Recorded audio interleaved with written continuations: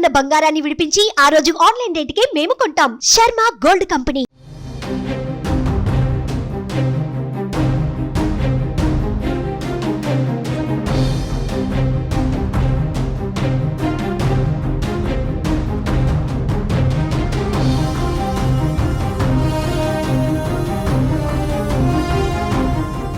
Formula ఈ race కేసులో కేటీఆర్ అరెస్టుకు రంగం సిద్ధమవుతున్నట్లుగా అయితే తెలుస్తోంది. తెలంగాణ భవన్ వద్ద భారీగా పోలీసులు మోహరిస్తున్నారు.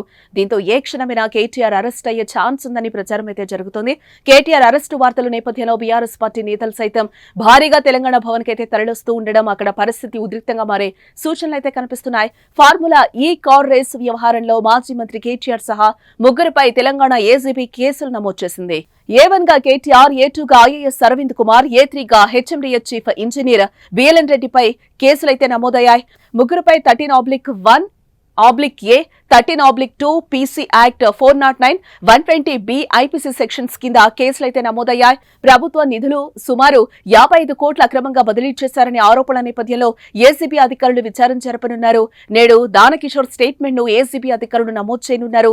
HMDA కార్యాలయంలో ఫైల్స్ ను పరిశీలించనున్నారు.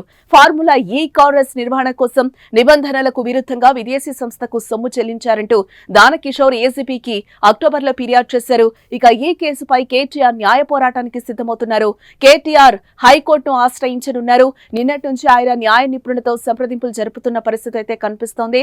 ఇక ఈ రోజు ఆయన హైకోర్టులో క్వాష్ పిటిషన్ దాఖలు చేసే అవకాశం ఉంది.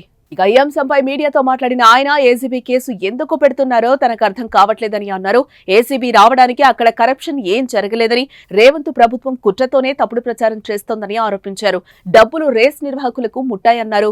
కాంగ్రెస్ వల్లే రేస్ తిరిగి వెళ్లిపోయిందన్నారు. కేసు పెట్టి మా వెంట్రుక కూడా పీకలేరని తీవ్ర వ్యాఖ్యలు చేశారు కేటీఆర్. ఏ తప్పు చేయకపోయినా అరెస్టు చేస్తామంటే చేసుకో అంటూ సవాల్ విసిరారాయన. ఫార్ములా ఈ రేస్ తో తెలంగాణ రాజకీయం మరోసారి వేడెక్కిందని చెప్పుకోవచ్చు.